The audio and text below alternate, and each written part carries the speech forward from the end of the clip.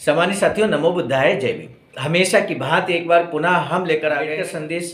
Doctor Ambedkar संदेश का जो उद्देश्य है वो एकदम क्लियर है। अंबेडकर संदेश को हम इसलिए आप तक पहुंचाने की कोशिश करते हैं क्योंकि बाबा साहब डॉक्टर अंबेडकर संपूर्ण वांग में जो खंड 1 से लेकर 40 तक प्रकाशित तो हो चुका है, लेकिन डिमांड के अनुरूप अभी तक हमारे डॉक्टर अंबेडकर के अनुयायी हैं, बाबा साहब की विचारधारा के मानने वाले जो लोग हैं पूरे भारतवर्ष के अंदर, उन तक ये प्रतियां हार्ड कॉपी में अभी भी पहुंच नहीं पाई हैं। ऐसे में डॉक्टर अंबेडकर संदेश ससमय समाज तक पहुंचे, जन जन तक पहुंचे, इसी उद्देश्य के साथ डॉक्टर अंबेडकर संदेश नियमित तौर पर बनाया जा रहा है और आप तक पहुंचाने की कोशिश की जा रही है।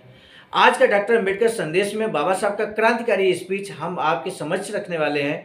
हम आपको बता दें, आज का बाबा साहब का जो स्पीच है वो सन 1925 में 10-11 अप्रैल 1925 को बाबा साहब एक बहिष्कृत परिषद का प्रांतीय सम्मेलन होता है, तीसरा प्रांतीय सम्मेलन, तो उसमें बाबा साहब का एक क्रांतिकारी स्पीच होता है 11 अप्रैल 1925 को। उस समय बाबा साहब एक बड़े आंदोलन की तैयारी कर रहे थे। आपको मालूम है कि किस तरह से बाबा साहब ने मनुस्मृति को भी जलाया था। आज उसकी कुछ पृष्ठभूमि आज के बाबा साहब के स्पीच में आप जरूर देखेंगे, किस तरह से बाबा साहब एक बड़ी तैयारी कर रहे थे अस्पृश्यता के खिलाफ और उन लोगों के खिलाफ जो अस्पृश्यता के जो समस्या थी उसके साथ नहीं खड़े थे। ऐसे लोगों के खिलाफ बाबा साहब एक क्रांतिकारी तैयारी कर रहे थे और उस तैयारी का ही हिस्सा है आज का बाबा साहब का स्पीच, जो हुबहू बाबा साहब के ही शब्दों में हम आप तक पहुंचाने की कोशिश कर रहे हैं आवाज़ का ऑफिशियल यूट्यूब चैनल के माध्यम से। सम्मानित साथियों, आपसे निवेदन है कि इस डॉक्टर अंबेडकर संदेश को अंत तक जरूर देखिएगा, क्योंकि बाबा साहब का पूरा स्पीच अगर आप नहीं सुनते हैं तो ऐसे में डॉक्टर अंबेडकर संदेश क्या होगा वो संभवतः आप समझ नहीं पाएंगे। इसलिए आपसे निवेदन है कि अंत तक जरूर वीडियो को देखिएगा। इसी के साथ हम शुरू करेंगे आज का डॉक्टर अंबेडकर संदेश। डॉक्टर अंबेडकर संदेश जो कि बहुत क्रांतिकारी होने वाला है, हम लेकर उपस्थित हो चुके हैं आपके बीच में। जो प्रसारित किया जा रहा है वो the Bodhisattva Ambedkar international centre BBIC Sarnath Varanasi राज्य उत्तर प्रदेश देश भारत से। सम्मानित साथियों, हम आपको बता दें आज का क्रांतिकारी विषय है बाबा साहब के स्पीच का, हुबहू बाबा साहब का भाषण हम लेकर उपस्थित हैं। विषय आप देख सकते हैं, यहाँ लिखा है घनघोर संग्राम करने पर ही मनुष्यता वापस मिलेगी। आखिर क्या है मनुष्यता, इस पर बहुत विस्तार से बाबा साहब ने आज चर्चा की है। साथ ही साथ आज एक क्रांतिकारी जो संदेश बाबा साहब दे रहे हैं वो संदेश आप अंत तक वीडियो देखेंगे तो ज़रूर आप भी समझेंगे। बाबा साहब डॉक्टर अंबेडकर संपूर्ण वांग में खंड 38 प्रथम भाग लेकर हम उपस्थित हैं। 24 से 26 पेज नंबर 24 से 26 तक हम आप तक ला रहे हैं और सेकेंड भाग हम कल लेकर आपके बीच आएंगे। डॉक्टर बाबा साहब अंबेडकर ने बहिष्कृत हितकारिणी सभा की तरफ से जिले में इस सभा कि जन जागृति के लिए सभा करने का कार्यक्रम घोषित किया। बेलगांव जिले के निपाड़ी गांव में मुंबई इलाका प्रांतीय बहिष्कृत परिषद तीसरा अधिवेशन का आयोजन बाबा साहब की अध्यक्षता में 10 और 11 अप्रैल 1925 को किया गया। सम्मेलन को संबोधित करते हुए दिनांक 11 अप्रैल 1925 को बाबा साहब डॉक्टर अंबेडकर ने कहा कि इस देश में आजकल जो घटनाएं घट रही हैं उसमें हमारे लिए अत्यंत प्रिय घटना है वैकम का सत्याग्रह। आखिर वो वैकम का सत्याग्रह है क्या, वायकोम का सत्याग्रह है क्या? आज का डॉक्टर अंबेडकर संदेश यदि अंत तक सुनेंगे तो इस सत्याग्रह के बारे में ही नहीं बल्कि इससे संबंधित पूरी पृष्ठभूमि यहाँ पर क्लियर करने की कोशिश बाबा साहब ने की है। तो इसलिए सम्मानित साथियों, अंत तक वीडियो को जरूर वॉच कीजिएगा, पूरा संदेश जानने के लिए बहुत ज़रूरी है। इस सत्याग्रह को लेकर मुझे जो विचार सूझे उन्हें मैं आपके सामने प्रस्तुत कर रहा हूँ। वैकम में कौन सा विवाद है ये ज़्यादातर लोग जानते हैं। जिस रास्ते पर सभी लोग और जानवर भी जाते हैं उस रास्ते पर हम भी जा सकते हैं, ऐसा वैकम के अस्पृश्यों की भी मांग है। वैकम एक कस्बे का नाम है, एक शहर का नाम है। तो जहाँ पर लोगों ने आंदोलन किया, अस्पृश्यता को लेकर आंदोलन किया कि जिस रास्ते पर सभी लोग जा सकते हैं, जानवर जा सकते हैं, तो क्या वहाँ अस्पृश्य लोग नहीं जा सकते? इस आंदोलन की पृष्ठभूमि आप समझने की कोशिश कर रहे हैं। इस सत्याग्रह में जो कुछ परिवर्तन हुए उन सबसे हमारा ज़्यादा लेना देना नहीं है। गौरतलब बात यह है कि ये सत्याग्रह साल भर से अधिक समय तक चलने के बाद आखिरकार असफल रहा। ये सही है कि इस सत्याग्रह से कुछ राजनीतिक नेताओं का नज़रिया बदला है। ये अब सिद्ध हो गया है कि पहले राजनीतिक और फिर सामाजिक वाली मीमांसक सोच एकदम नादानी भरी है, क्योंकि इतने दिनों तक राजनीति पकाने के बाद राजनीतिक उद्देश्य में कोई मसला बाधक बन रहा है तो वह सामाजिक ही है। सामाजिक मुद्दे इतने महत्वपूर्ण हैं कि उनको कितना भी स्थगित करने की लटकाने की कोशिश की गई तो वह सामने आकर खड़े होते हैं। जिन दिग्गज राजनीतिकों ने सामाजिक मुद्दे को दरकिनार कर केवल राजनीति ही की और दूसरों को उसके लिए मजबूर किया, उन्हें कुछ भी साध्य नहीं हुआ। इतना ही नहीं, सामाजिक मुद्दों की उपेक्षा करके उन्होंने अपने राजनीतिक उद्देश्यों की सफलता को महत्वपूर्ण बना दिया। आज की स्थिति इसकी गवाही दे रही है। यदि उन्होंने सही समय पर सामाजिक समस्याओं को अपने हाथ में लिया होता तो आज हर जगह दिखाई देने वाली मनमुटाव और फूट दिखाई न देती। इस देश में मिस्टर गांधी से पहले यह बताने वाला कोई ऐसा नेता नहीं हुआ था जिसने कहा हो कि इस मनमुटाव और फूट को खत्म करने के लिए हो रहे सामाजिक अन्याय को दूर करना सबसे महत्वपूर्ण काम है और हर भारतीय को इसे अपना पवित्र कर्तव्य मानकर पूरा करना चाहिए। बाबा साहब की पृष्ठभूमि है, अभी आप इसको सारांश ना माने। जो बाबा साहब ने यहाँ महात्मा गांधी के बारे में बात कही है, यदि आप इसको सारांश मान लेंगे तो निश्चित रूप से एक गलत संदेश प्राप्त करेंगे। गलत सारांश है यहाँ पर। आगे क्लियर करते हैं बाबा साहब पूरी बात को। उनकी दृष्टि में सामाजिक और राजनीतिक समस्याएं दो नहीं, एक ही है। इसलिए वे हमेशा कहते हैं कि हिंदू मुस्लिम एकता और अस्पृश्यता निवारण, इन दोनों के बीच स्वराज नहीं मिलेगा। सूक्ष्म दृष्टि से देखें तो कहना पड़ता है कि जिस तरह कस्तूरबा गांधी और लक्ष्मी में सौतेलेपन का भाव है, उसी तरह से मिस्टर गांधी अस्पृश्यता के बारे में सौतेलेपन का व्यवहार करते हैं, ऐसा कहना पड़ेगा। बाबा साहब कहते हैं क्योंकि जितना जोर वे खादी प्रसार और हिंदू मुस्लिम एकता के लिए देते हैं, उतना अस्पृश्यता निवारण पर नहीं देते। यदि उन्होंने इतना ही बल दिया होता तो जिस तरह से वर्तमान पार्टी कांग्रेस पार्टी में उन्होंने ये जिद की है कि सूद के बिना मताधिकार नहीं, उसी तरह से वे ये भी आग्रह करते कि अस्पृश्यता के निवारण के बगैर कांग्रेस पार्टी में प्रवेश नहीं मिलेगा। खैर, जब कोई पास बिठाने को राजनीति मिस्टर गांधी द्वारा दिखाई गई सहानुभूति कुछ कम नहीं है। अपनी सहानुभूति के कारण वे बैकम गए थे और उन्होंने वहाँ के ब्राह्मणों के सामने समझौते के 3 सूत्र रखे। वो 3 सूत्र कौन से हैं, यहाँ पर क्लियर किया गया है। उन्होंने कहा कि जनता से राय लें, पहला यहाँ पर सूत्र जनता से राय लें। दूसरा, जिन शास्त्रों में अस्पृश्यता बताई गई है, पंडितों के द्वारा ये तय करवा दें कि जिन शास्त्रों में अस्पृश्यता बताई गई वह सच्ची है या झूठी। तीसरा, त्रावणकोर के दीवान को अध्यक्ष बनाकर पंडितों की समिति के द्वारा समस्या का समाधान निकालें। लेकिन खेद और आश्चर्य की बात यह है कि ये तीनों ही रास्ते ब्राह्मणों को स्वीकार्य नहीं थे। वे अस्पृश्यों को रोकने के अपने निश्चय से डिगे नहीं।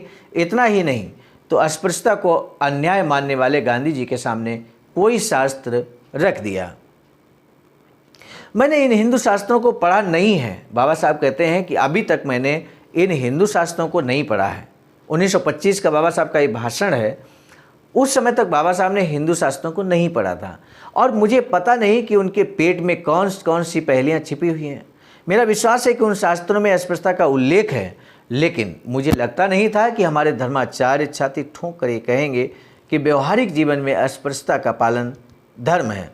इसका सीधा अर्थ यह है कि हम सारे शास्त्रों को जलाकर राख कर दें या शास्त्रों को छान कर अस्पृश्यता के बारे में उनके जो फैसले हैं उन्हें गलत साबित करते रहें, और यदि उन फैसलों को हम गलत साबित नहीं कर सके तो हमें शुरू से आखिर तक अस्पृश्यता झेलनी पड़ेगी।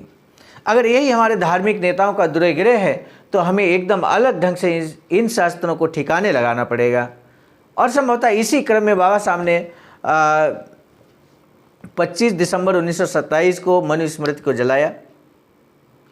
इंग्लैंड में बर्कले नाम का बहुत बड़ा दार्शनिक हुआ था। वह कई तरह के दार्शनिक पहेलियां रच करके लोगों को परेशान करता था और लोग उसकी पहेलियों से बहुत परेशान हो गए थे। ऐसे ही एक दुखी व्यक्ति डॉक्टर जॉनसन की मदद लेने उनके पास गया और बर्कले की एक पहेली बताकर उसे बूझने की प्रार्थना करने लगा। कुछ समय बाद डॉक्टर जॉनसन ने पास ही खड़े एक पत्थर पर उस कागज़ को रखकर उसे ठोकर मारी और कहा ये देखो, इस तरह से मैंने उसकी पहेली को आसानी से हल कर दिया। यही न्याय हमें नीच शास्त्रों के साथ भी करना उचित होगा। सचमुच ही ये शास्त्र सारी जनता का अपमान करने वाले हैं। सरकार को इन्हें पहले जब्त कर लेना चाहिए था। कम से कम उसका जाप करने वालों को सामाजिक समस्या का समाधान करते समय उन्हें बीच में नहीं लाना चाहिए, वरना स्थिति भयावह होने का खतरा होता है। सभी में बराबरी का रिश्ता बनाकर एक दूसरे की मदद करना और समाज में सद्भाव बना रहे, इस तरह व्यवहार करना, यही समाज रचना का मुख्य उद्देश्य है। बहुत बड़ी बात बाबा साहब यहाँ पर कहते हैं। समाज को जोड़ने के लिए ये सेंटेंस कितना महत्वपूर्ण है, इस बात को हमें समझना होगा। बाबा साहब चाहते हैं कि भारत देश के अंदर सब लोग एक दूसरे की मदद करें, एक दूसरे के साथ सद्भाव के साथ रहें और इस तरह का व्यवहार करें, समानता का व्यवहार, बराबरी का व्यवहार करें। ऐसा होना चाहिए हमारे भारत देश में। व्यवहार, ये ऐसा व्यवहार करना ही समाज रचना का उद्देश्य है, मुख्य उद्देश्य है। बाबा साहब कहते हैं आखिर समाज की रचना हुई क्यों है? कि समाज बराबरी के साथ रहे। जब ये दिखाई दे कि समाज के कुछ लोग प्रबल होकर दूसरों पर जुल्म करने लगे हैं और समाज रचना का उद्देश्य ही सफल नहीं हो रहा है, उस समय वही हाथ पर हाथ धरे बैठे रहने के बजाय बाकी सारे काम छोड़कर ऐसे मदान्ध लोगों की चोटी पकड़कर उन्हें झुकाना ही समाज के हर व्यक्ति का कर्तव्य होता है। जो व्यक्ति किसी को झुकाने का काम करे, नतमस्तक कराने का काम करे, नीचा दिखाने का काम करे, बाबा साहब बड़ा शब्द यहाँ पर इस्तेमाल करते हैं कि ऐसे लोगों की चोटी पकड़कर उन्हें झुकाना ही समाज के हर व्यक्ति का कर्तव्य होना चाहिए। हम ये मांग नहीं कर रहे हैं कि सभी लोगों को हर तरह से बराबर रखने के लिए सभी को संघर्ष करना चाहिए।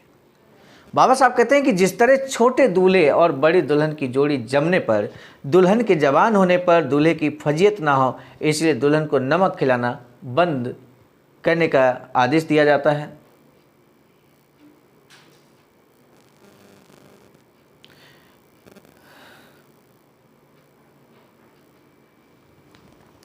हम उनकी तरह ये नहीं सुझा रहे हैं कि हम गरीब हैं इसलिए दूसरों का पैसा छीन कर उन्हें भी गरीब बनाया जाए। हम हमारी मानव जाति को हासिल समान अधिकार मांग रहे हैं, लेकिन उनके मिलने में शास्त्र अगर बाधक बन रहे हैं। जहाँ जहाँ इन अधिकारों को छीना गया वहाँ वहाँ बड़े संघर्ष हुए हैं। बाबा साहब फ्रांस का एग्जाम्पल देते हैं, अमेरिका का एग्जाम्पल देते हैं। कहते हैं फ्रांस में उच्च वर्ग के लोगों द्वारा अत्याचार किए जाने के कारण निम्न वर्ग के लोगों ने कत्लेआम किया। अमेरिका में निगरो लोगों को गुलामी से मुक्त करने के लिए 6 वर्ष तक गृह युद्ध हुआ। ये सही है कि गृह युद्ध में बड़ी संख्या में लोग मारे गए, मगर उनकी मौत बेकार नहीं गई। उन्होंने जीवित रहे लोगों के जीवन को सुखद बनाया। क्या ऐसा घनघोर युद्ध करने पर ही हमारी छीनी गई मनुष्यता हमें वापस मिलेगी? बाबा साहब कहते हैं कि अगर बहुत बड़ा बलिदान करना पड़ेगा क्या मनुष्यता हासिल करने के लिए भारत देश के अंदर? बाबा साहब कहते हैं कि या किसी सौम्य उपाय से काम चल जाएगा। अभी इस सवाल को छोड़ दें तो भी हमें एक बात ध्यान रखनी चाहिए कि हम पर इतना अन्याय, इतनी उपेक्षा और ज़बरदस्ती होने के बावजूद हम गूंगे की तरह चुप हैं, गाय की तरह सहनशील हैं और हमें उसका कोई दुख नहीं, आक्रोश नहीं। आश्चर्य केवल इस बात का है कि छोटी सी चींटी पर पांव पड़ने पर वह डस लेती है, लेकिन हम इतने बड़े प्राणी होने पर भी कोई हमें लाते मारे तो भी हम पलटकर उसे जवाब नहीं देते। खोजने पर इसके 2 ही कारण दिखाई देते हैं, एक हमारे पास ज्ञान और दूसरा बुद्धिमानी नहीं है। ये जिनके पास थी उन्होंने उसके बल पर हमारे लोगों पर जुल्म किए और हमारी सलाह के बगैर ये तय किया कि हमें फला फला नियमों के अनुसार व्यवहार करना है। ऐसा व्यवहार करने के लिए अन्यायपूर्ण ज़बरदस्ती की गई। बाबा साहब के स्पीच को जो भी डॉक्टर अंबेडकर अनुयायी, बाबा साहब विचारधारा के मानने वाले लोग इस स्पीच को सुनेंगे तो वो कभी भी अन्याय सहेंगे नहीं, अन्याय के खिलाफ संघर्ष करेंगे। लेकिन बाबा साहब के विचारों को हमें हूबहू पालन करना होगा, अमल में लाना होगा, तब जाकर हम संघर्ष के लिए तैयार होंगे। यही बात बाबा साहब कहते हैं कि सामान्य सी चींटी पर अगर पैर आपका पड़ता है तो वो काट लेती है आपके पैर में, लेकिन हम हैं कि इतने बड़े प्राणी होने के बावजूद हमारे अंदर किसी तरह का आक्रोश नहीं। हमारे सारे संवैधानिक अधिकार एक एक कर छीने जा रहे हैं, शिथिल किया जा रहा है। अधिकारों को शून्य बना दिया जा रहा है। लिखित में खत्म नहीं किया जा रहा भारतीय संविधान, लेकिन एक एक कर उसको कमजोर बनाने का काम हो रहा है। लेकिन समाज में आक्रोश नहीं है। तो ये बात बाबा साहब कहते हैं कि जब हमारे ऊपर शोषण अत्याचार हो रहा है, अस्पृश्यता हो रही है, छुआछूत का व्यवहार किया जा रहा है, तो ऐसे में हमें आक्रोश तो आना चाहिए, कम से कम गुस्सा तो आनी चाहिए।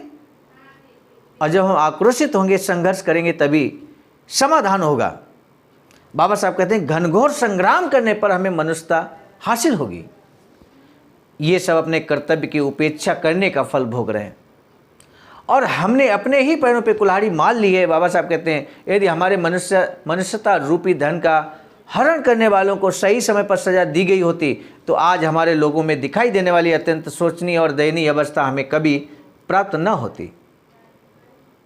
ये बाबा साहब यहाँ पर कहते हैं कि यदि संघर्ष किया गया होता हमारे समाज के द्वारा, हमारे लोगों के द्वारा, अपनी आवाज़ बुलंद की गई होती, तो आज जो शोषण अत्याचार का रूप हम देख रहे हैं वो हमें वर्तमान स्थिति में न दिखाई देता। तो ये बड़ा संदेश आज के डॉक्टर अंबेडकर संदेश में आपने देखा। कल के वीडियो में हम शेष जो बाबा साहब का स्पीच है वो लेकर जरूर आएंगे, और जिसमें बाबा साहब देवदासी प्रथा और ये सारी बातों को लेकर बहुत बड़ा स्पीच देते हैं, उसको हम कल आपके समक्ष रखेंगे। आप भूलिएगा मत डॉक्टर अंबेडकर संदेश देखना। डॉक्टर अंबेडकर संदेश के माध्यम से बाबा साहब का स्पीच हूबहू भाषण आप तक हमने पहुंचाने की कोशिश की।